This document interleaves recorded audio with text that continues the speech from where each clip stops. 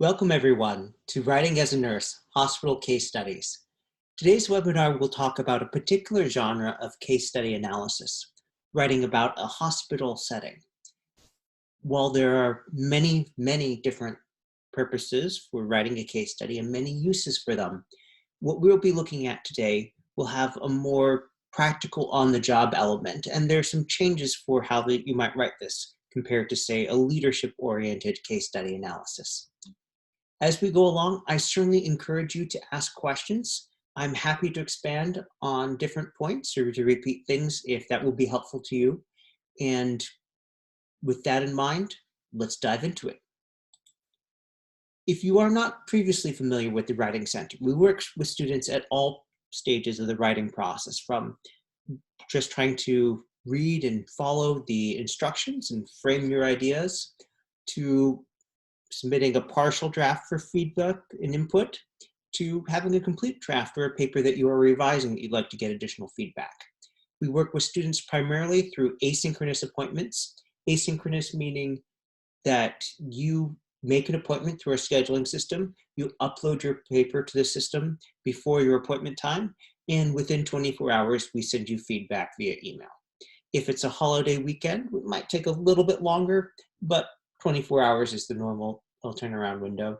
Of course, you can upload your paper earlier, but if you are working on your draft, a week ahead is great, but often you want to get your professor's feedback on and make sure you're not repeating any patterns that they call attention to in their earlier feedback. We have an extensive collection of webinar recordings on our website. We'll link to that later. And let's talk about some webinars that are coming up in the schedule. Coming up this Wednesday, we have Avoiding Plagiarism with APA 7. If you are writing a literature review for the first time, that's a great one to do to help make sure that your sources are all marked correctly, and also to be clear on whose ideas are whose. On Tuesday next week, we have Writing About Religion and Citing the Bible in APA style, followed that evening by our Beyond Summary, Adding Analysis and Synthesis to Your Writing webinar. That is one of our more popular ones. You can find several recordings of it on our website in case you're looking to work on your synthesis even earlier. And coming up 2 weeks from today, we have Writing About Online Sources, Big Data in Healthcare Edition. So that'll be talking about how to cite large government and other industry data sources and work with those using a particular DNP class as a basis. And on Thursday the 29th, Writing About Theoretical and Conceptual Frameworks. That's a great one to take if you are currently at the dissertation stage or getting close there with your assignments and preparing to produce a complete Chapter 1 draft. Some recordings that might be of interest to you if you are more generally interested in writing a case study analysis and not necessarily interested in the hospital case studies that we'll be talking about today. The one on the left is our general case study analysis one. The one on the right is specifically for a practical leadership theory assignment where you are using certain theories as the lens, and we talk about the theories and how to write about them and more things like that. Our main goals today are to understand the purpose and function of a case study, and also to understand the expectations of two particular assignments in Nursing 733. Now, if you are a student in Nursing 733 right now, you will have just turned in a case study assignment very recently, and that's great. The next two assignments are going to be a bit different in what they're asking in terms of focus and content, and the instructor expectations for how you will explain your work. So with no further ado, let's talk about case studies. So what is a case study? Well, first, it is a description of some specific situation, like a person, a place, or thing, in detail. Not saying all the details, not a complete discussion of this, but the set of details that are most pertinent to whatever it is about the person, place, the thing, the business, perhaps the hospital or a university that you have chosen to study. So if you've written a leadership case study before, Usually the situation involves some conflict about clashing leadership styles, or leaders not being able to effectively mobilize, motivate, or otherwise lead their followers. Or perhaps you may have written a leadership case study where you are analyzing the situation through the lens of a theory. Depending on what it is that you are trying to do, you as the reader and the writer are supposed to be doing with it, different details may be included. And one of the things that differentiates a good case study description from a poor one is, are there all the pieces of evidence clearly laid out for someone to analyze? And if you're writing a case study for your dissertation or your doctoral project, you want to make sure that you have all the details there clearly laid out so that your reader can see those and say, oh, yes, I do agree with your conclusions. Or if they don't, say, oh, well, I see how they got there. Their argument goes in a different direction than I would, or, I didn't consider that evidence. Now, what do you use a case study to do? Well, often to identify or discuss certain key issues, and more specifics on that in a moment. Or to model a problem-solving process or procedure. We'll definitely have some of that. And as a catalyst for talking about key principles of a theory or a model. This model emphasizes these things, therefore this person should do X decision. That's a classic case study analysis scenario.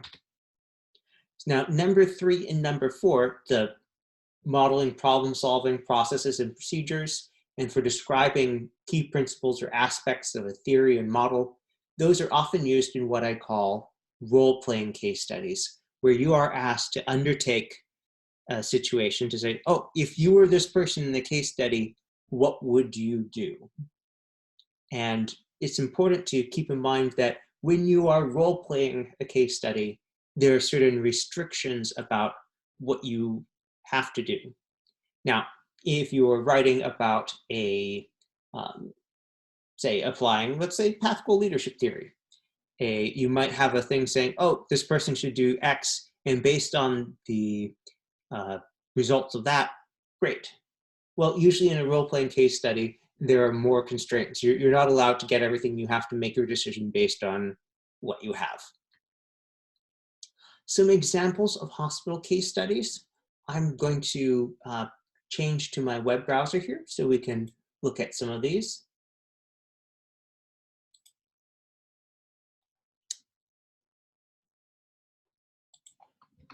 You should now see my web browser here.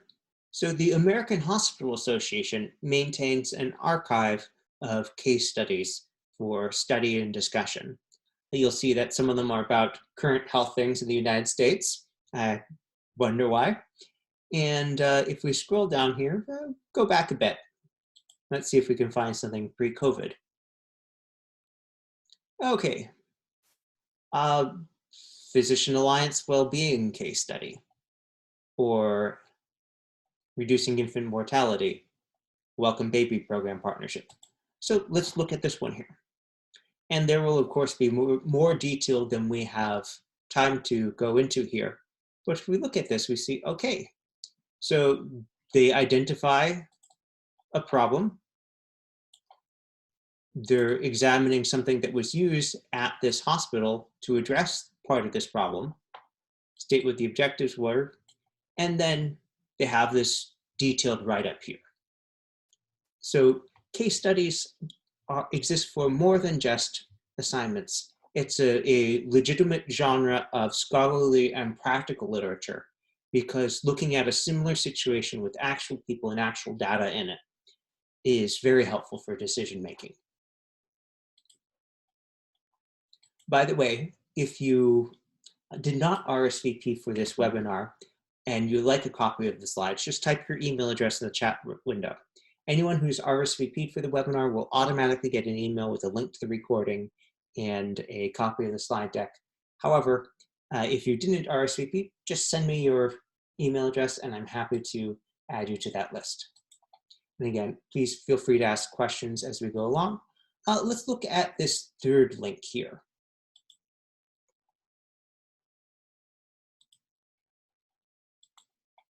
So hospital case studies are also a large genre of scholarly literature too. If you are looking at writing a doctor of nursing practice project down the line, you might consider doing a case study. And there's more than one thing that you can try and do with it, but usually the purpose of the case study there is to document a situation and to analyze it in detail. Some people write the case study about their place of employment. Usually, to avoid some of the ethical entanglements there, it will be, say, a ward or a wing that they don't work in, if that's the case, or they go and do the research at a affiliated or neighboring hospital so that they just don't have that conflict of a patient researcher and peer worker researcher conflicts of interest. So if we were to look at, let's go ahead and take this one here. So this is an example of a case study analysis where they're talking about logistics innovation and specifically how they, by examining a case study in detail, they have produced some insights that they are presenting. Now, the data that they're using, data from longitudinal, meaning long-term, usually multi-year study, and we find that they have a list of practical implications. They say that they've got valuable insights, and although they were really looking just at the supply chain part, they believe that it will have both financial and practical benefits. Okay. Now, I'm guessing if you're involved in a DNP program, you wouldn't necessarily be focused on cost as the main thing, but I can tell you we have had students in this program who have written their research on measures that ultimately reduce cost. And you can go about that several different ways. You could do it as an intervention study. You could do it as a case study where you go in and you look at what's going on, and you're not going to change things, but you're going to analyze what you've recorded and documented, and from that, make recommendations on what to do. And then in that case, usually the next step was they went to their hospital administration or their boss and said, hey, I have some ideas about how we can make this better. All right, back to the slides.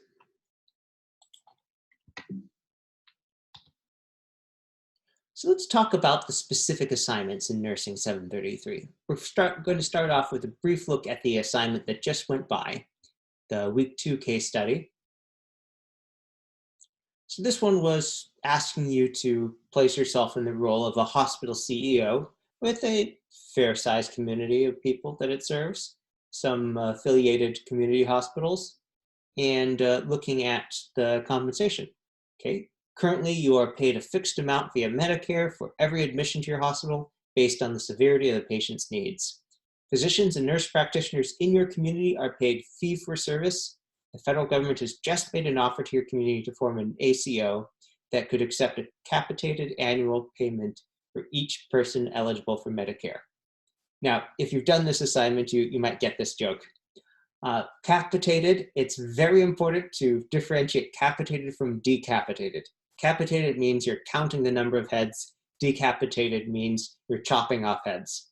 Hopefully you did not submit a draft using decapitated, but I can tell you that I've seen more than a few drafts where people made that typo by mistake. And I always hope that they pay attention to my comments before turning that in, because getting paid to guillotine your patients would just be terrible. All right, so this assignment happened to ask students to write a one-page summary that answered some questions. To basically say, well, what would you do to decide whether to accept this reimbursement model? And how might you change what is being done for healthcare in this community, given what this would require? Presumably, this is going to have, you're saying, yes, we should do this for these reasons, and here's what we would change because of those reasons. So one page isn't a lot. That's about 250 words, 2 short to mid-sized paragraphs. And so really, you can't do much more than just answer these questions. But as we move forward into the week 5 case study, well, this, for starters, has a whole lot more background. So much background that I had to split it up into 2 slides. Okay, so it's dealing with something that you're probably well and familiar with from the job, that there are a substantial number of parts of the country that have a physician shortage. And what happens as far as how you make up that care gap is a very interesting and current debate. This article happens to be from January 5th. It could have been written January 5th, 2020 instead of 2010, and it would be, except for some growth in the numbers, just as pertinent. And so what should one do?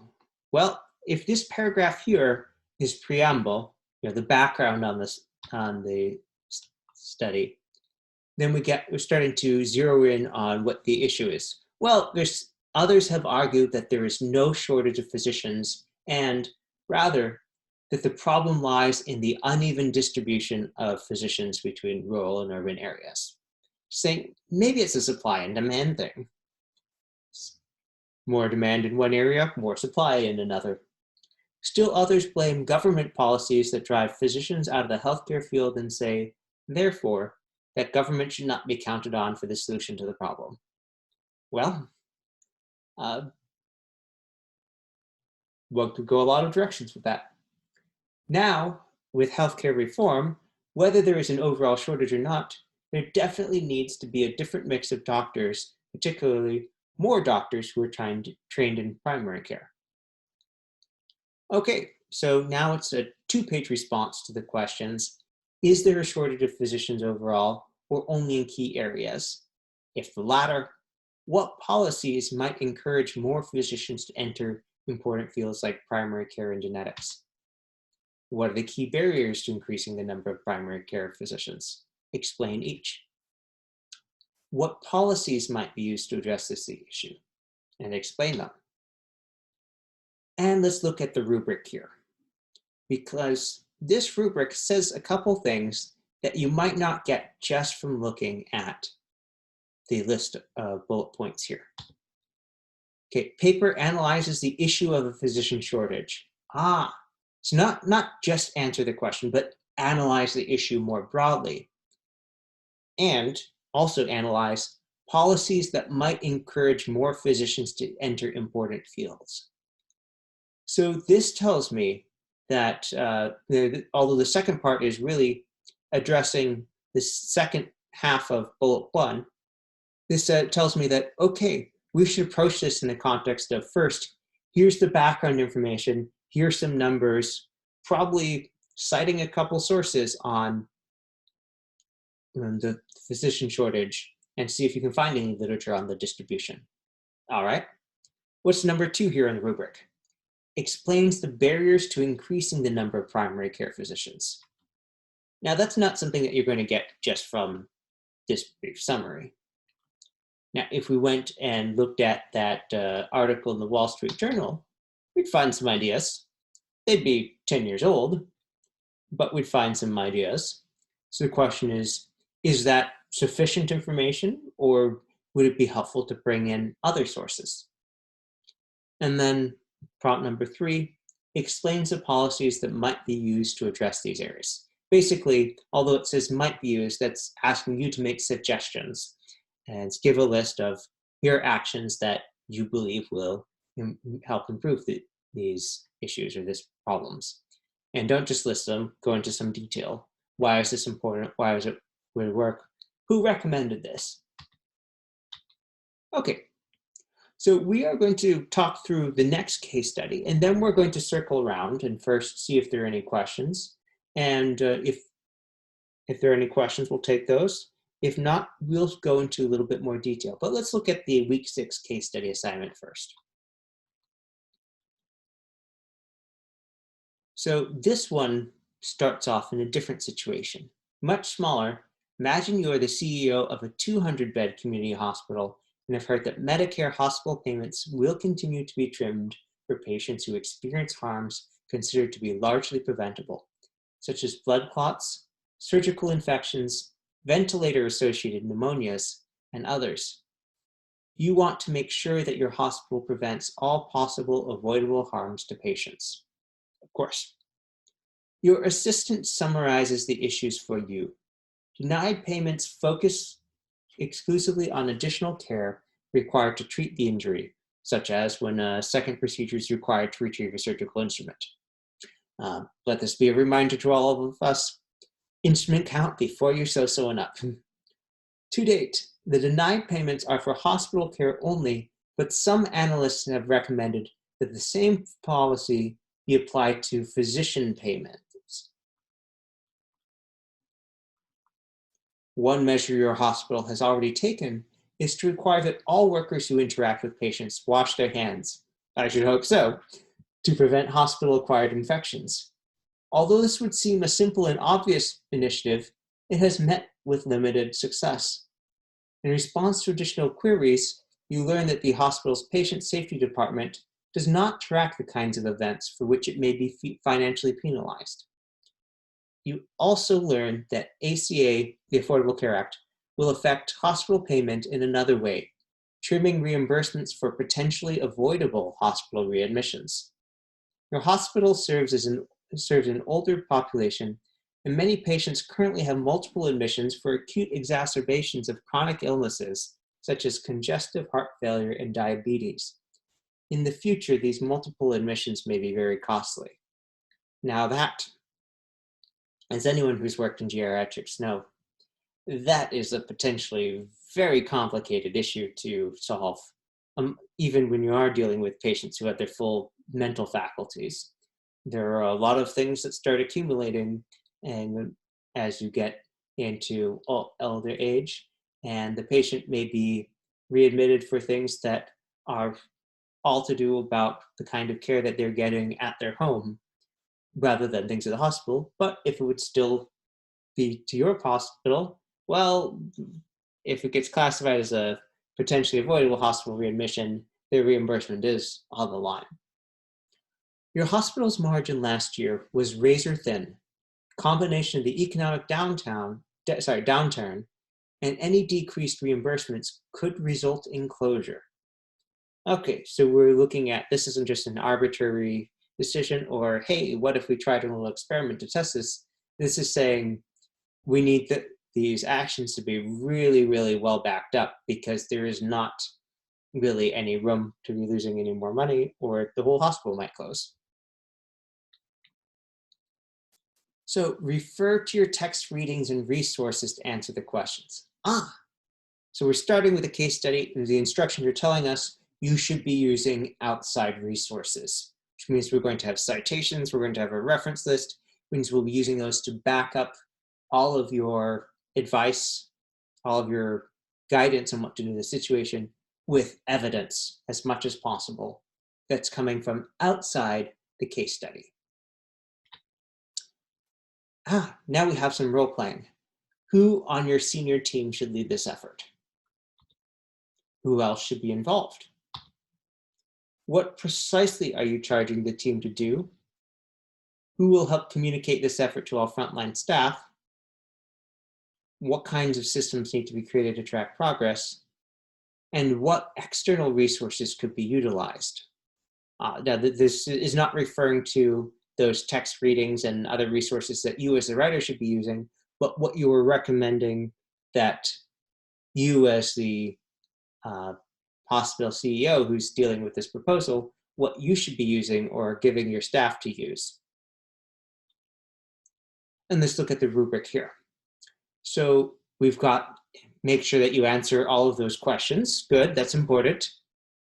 And then we've got, does it fit within the specified length, 1 to 2 pages? Does it include in-text citations and a reference page? Okay, so most definitely you need to be using outside sources here. And basic writing standards, okay. So again, 1 to 2 pages, that is not a lot of length for a paper. So you want to make sure first that you are answering everything and then seeing how much space you have left. So at this point, we are going to go ahead and turn back to the week 5 case study And as I'm doing that, I'm going to ask, do you have any questions about the things that I've been talking about? Or are there content areas that you would like to hear more about, things that you'd like to get explained, or anything like that?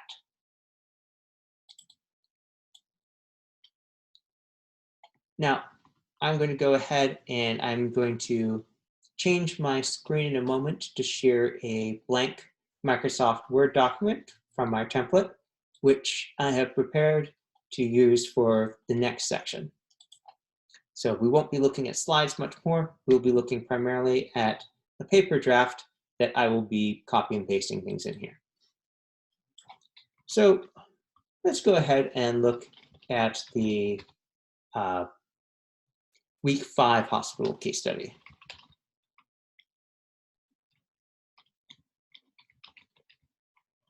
All right, now your title need not be terribly exciting. It should be informative, it should be descriptive, it should be relatively short, 12 words or fewer. And here we got 6 words, that's fine. Make sure to put in your name. You'd be surprised how many papers come in without student's name on it. It's always a little embarrassing. And go ahead and put in the title here too. And we're ready to start going. So where I like to tell students to begin is by copy and pasting the assignment instructions, because it's really easy when you have them all laid out in front of you to make sure you're building an outline that has everything that you need.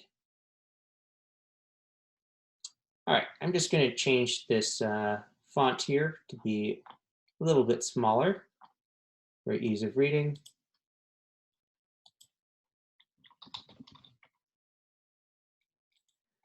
Okay, so background, this is about that article we're responding to. All right, I can cut that out. We've got an excerpt of information from the article and the guideline. Okay, writing a 2-page response to these questions.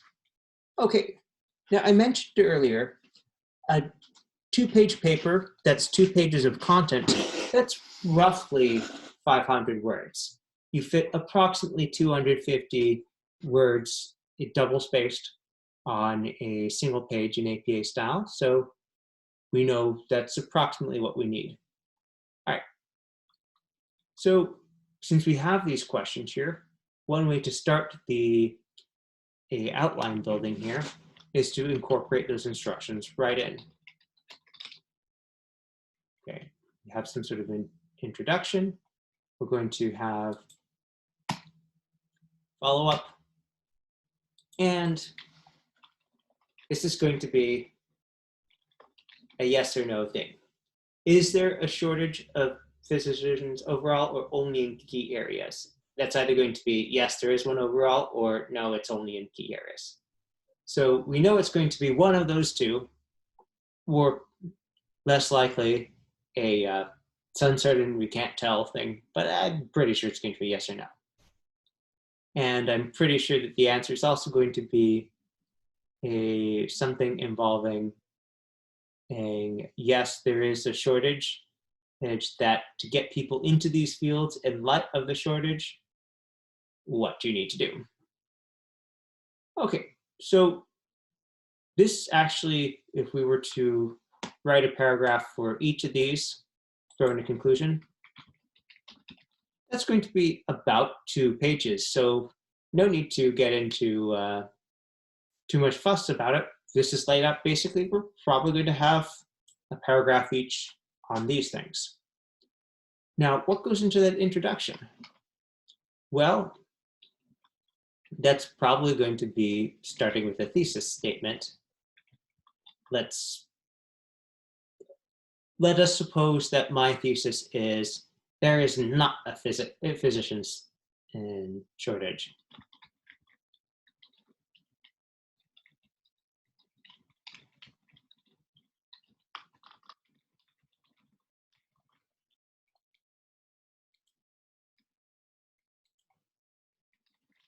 You want to make sure that you speak to the language of the prompt by using same terms to refer to the same things. Okay, thesis statement, there is not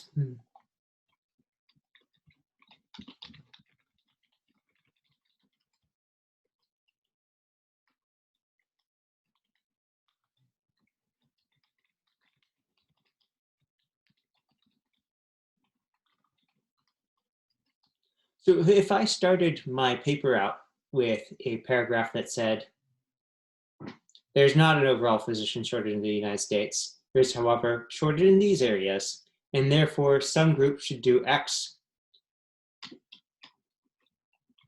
and then give the conditions required for that to be effective.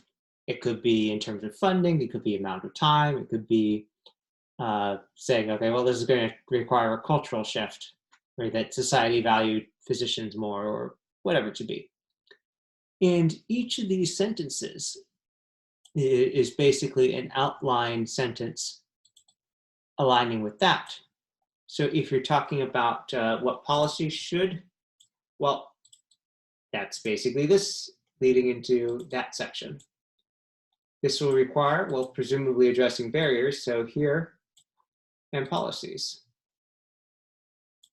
So now we can go in and start putting in the details for this. What policies are you going to recommend?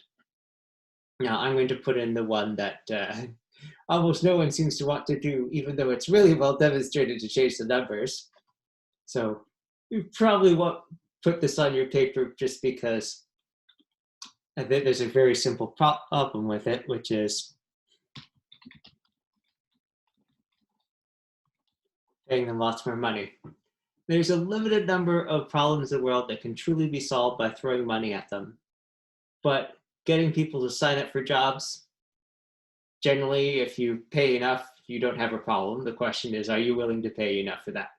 So that's probably not going to be something that you're going to propose just because it's impractical for that reason. But there are other things you might be doing. You might be trying to glamorize the field. You might try and get more exposure. There might be something to humanize it.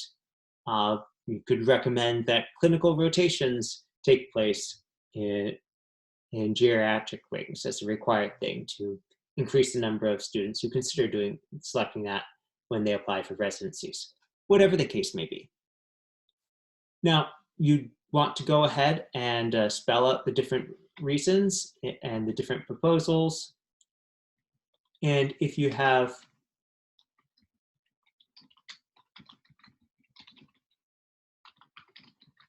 let's say 4 proposals,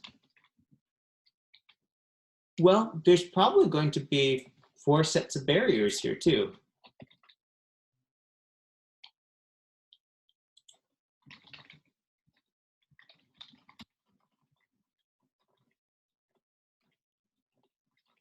So once you identify what, say, proposal number 3 is, you can then immediately go in and fill in your outline and say, okay, so here are the barriers to making proposal number 3 a reality. What policies might be used to address these issues? It's helpful to define where the policies are originating from. Is this a government policy? Is this a university policy? Are you trying to address this on the training or the regulatory thing? And given that this is the Wall Street Journal, if you were to go back and look at the original article that inspired this, that documents the case that this paper is a case study analysis of, you would find that there are some arguments that the author makes and recommendations that they make about how this understanding, doing this thing, will solve problems. If you're doing that, certainly credit them as a source and inspiration for that idea by including a citation, as noted by, as suggested by. But looking at this paper here, I would say it practically writes itself, because once I've gone through with explaining those policies, just turning these all into individual sentences, I'll basically be at that 2-page content requirement. Okay, let us turn back to the 3rd case study, the one for week 6.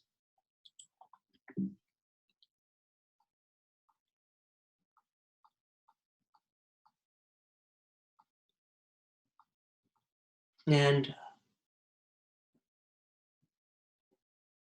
again, we want to remember that this is a different setting. It's a 200-bed community hospital, and you're looking at a change in Medicare reimbursements. And There's a direct incentive because of potential ACA adoptions for reimbursement models. Okay, well, we got a couple specific questions. Who on the senior leader team should lead this effort? Who else should be involved? What precisely are you charging the team to do? Who will help communicate this to frontline staff?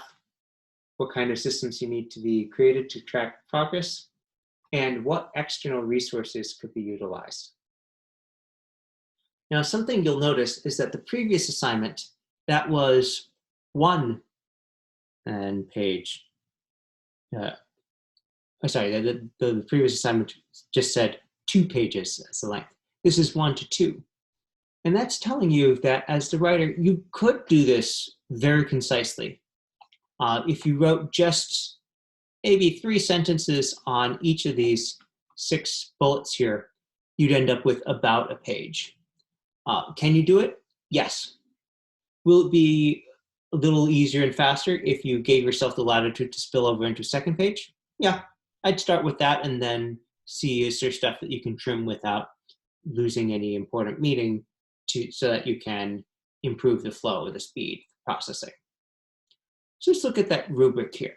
We got those questions, and then basically, does this follow graduate study and APA guidelines for how this should look? All right. Well, if I was going to outline this up, I'm going to start just like we did with the last one. I'm going to go ahead and grab a copy of the APA course paper template.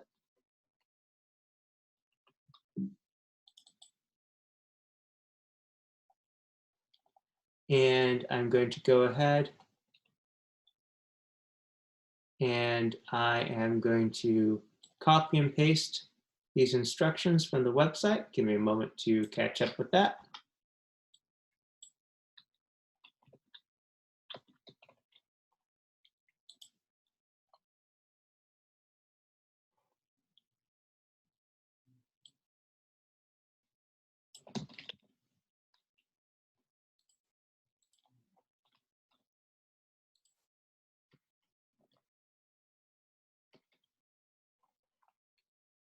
All right, now let's change our share over to look at that.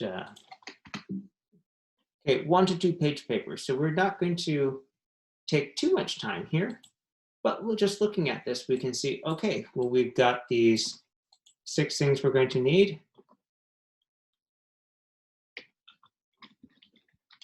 We want some sort of introduction.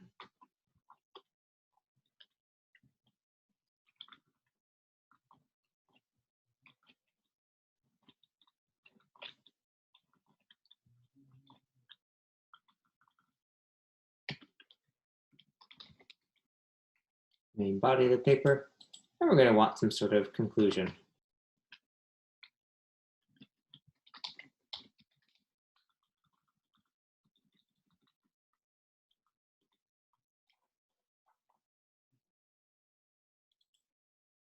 Now, what's going to go in here? Well, that's up to you.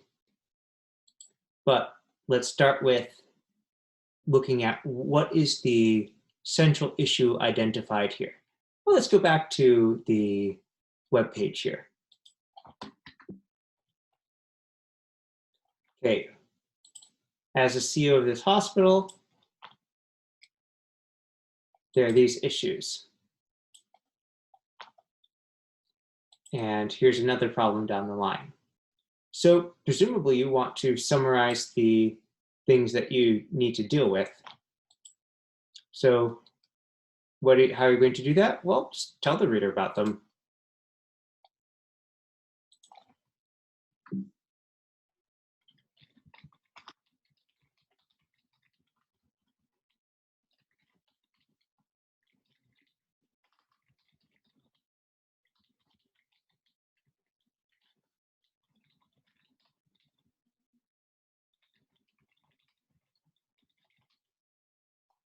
Okay, spell that out, give us some detail. You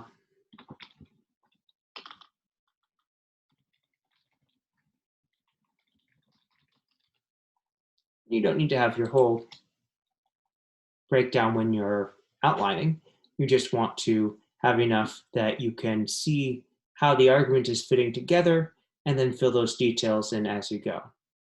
So who on the senior team? Is that going to be one person? Is that going to be multiple? And when I said that a lot of these case studies involve role-playing in this, yeah, that doesn't mean you need to make up, let's say, Winston Schmeifield III and give them a name there. But in terms of, do you want your director of training to be involved? Do you want human resources? Do you want the head of staff, the head of nursing or someone like that involved? What people should be working on this? And this is in part a reference to the recent reading in the class. And because the directions do say cite evidence, not only should you be thinking about how you might incorporate that reading to justify your decisions here, you should be giving supporting parenthetical citations. So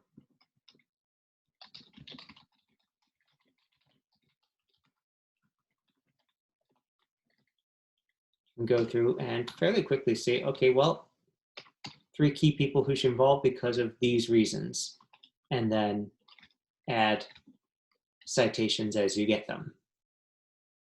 If you fill out the basic outline, you just have to fill in those citations off reading you've already done. You can sit down on a lunch break, even for 10, 15 minutes, and fill in a couple citations because you know exactly what you need to have there because you put it in your outline already.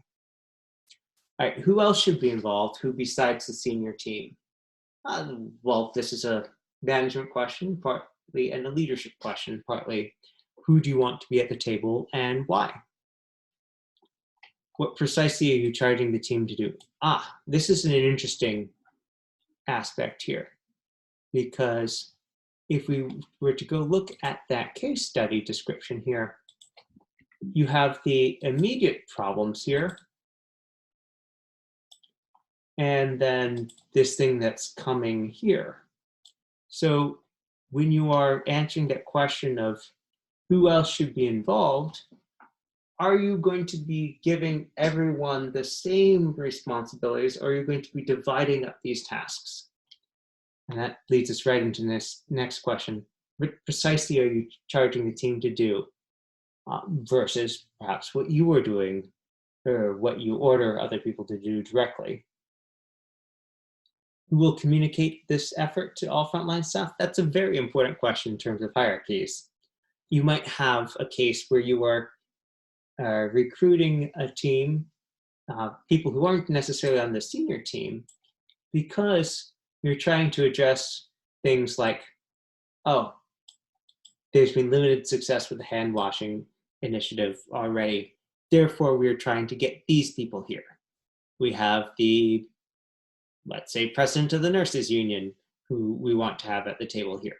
Or we're going to have the head of this ward, or the head of this floor, or so-and-so who worked in this area before she was hired into management. And although she won't be involved in writing her reports, we want her because people listen to her. Whatever your argument should be, fill that out. All right, what's next? Well, we got what kinds of systems need to be created to track progress. Well, if we were to back up a little bit here and look at the modules for this particular course. So we are in this assignment, we're at week 6. So there's a bit that's gone before. If we're to look at the readings and resources, and keep in mind the prompt for the week is the future of the advanced practice nurse. You'll see you've got resources about what healthcare might look like in 2020. I think 2020 healthcare probably looks a little bit different than they thought, even though it wasn't that far away back then. The consensus model. So if you're going to be using this as one of your sources, you might be talking about you want these people involved who aren't in senior leadership because you are trying to build consensus. Okay. And the instructions also don't limit you to looking at the week 6 stuff. If we're to look back at week 5, for example, at the readings there,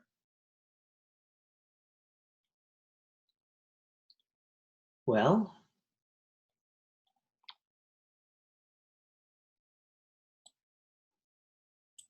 so if you had read this article, which is about internal training within hospitals to address gaps, and you said, oh, there's something about this where here's how they get buy-in training, you could certainly cite something like this, even though it came from the previous week.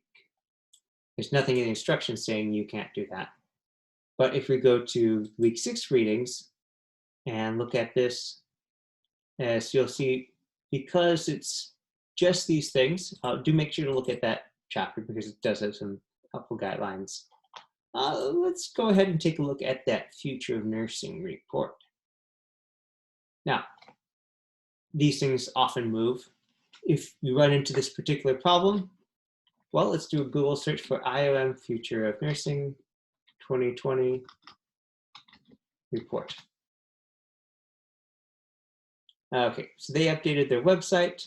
We can go ahead and look at this here. Okay, predictions for the next decade. This is the summary. And here's the full report here.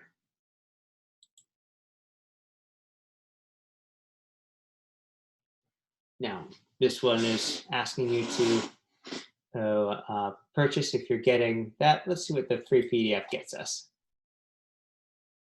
Okay, so we have to create an account. Not a problem, because you just need to create a free account. So don't let that stop you. I've had students come in and say, I can't find it. I was like, well, did you sign up for an account? If you do, easy, quick download. All right. So by the way, while we're talking about this, so this is what's called a organizationally authored report. So the Institute of Medicine of the National Academies down there is, I believe, the author of record, the corporate author for this book, in conjunction with the Committee on the Robert Wood Johnson Foundation Initiative on the Future of Nursing. Which is a very long list to have there. So the question is what do they list on the inside cover? There's this recommended one, which isn't an APA style. My question is, what's on the inside cover? And if you look at the here, where it lets us skim the chapter.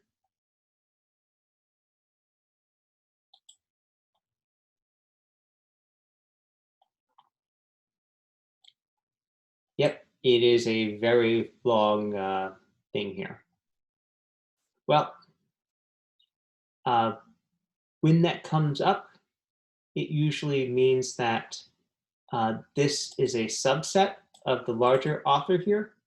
So I would go ahead, because this is the committee of the Institute of Medicine, would label this in your citation as Institute of Medicine of the National Academies as the author for the report. And then the publisher would be the National Academies Press. Okay, looking back at the week 6 case study instructions here. Again, this isn't a very long assignment. You just want to make sure that you do exactly what the instructions tell you to do, because you don't have a whole lot of time or space to do it, because again, only 1 to 2 pages. So if you create that outline and fill it out as we did with the week 5 one, very quickly you'll find, well, you're pretty much done.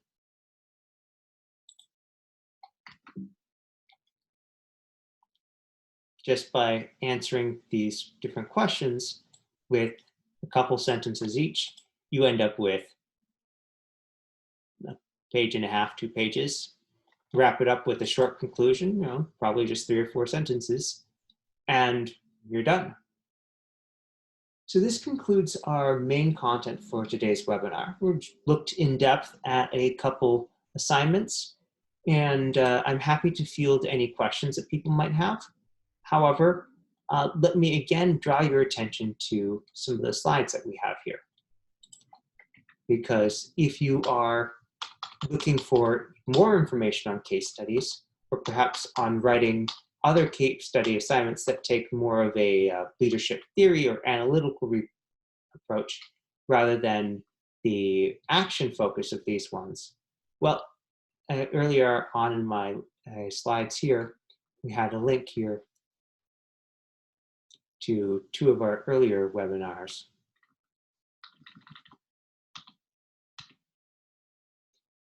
Writing a case study analysis, general, and writing a case study analysis, Path Goal Leadership Edition. So those are available on the Writing Center website. I hope that this was helpful to you, and have a great evening.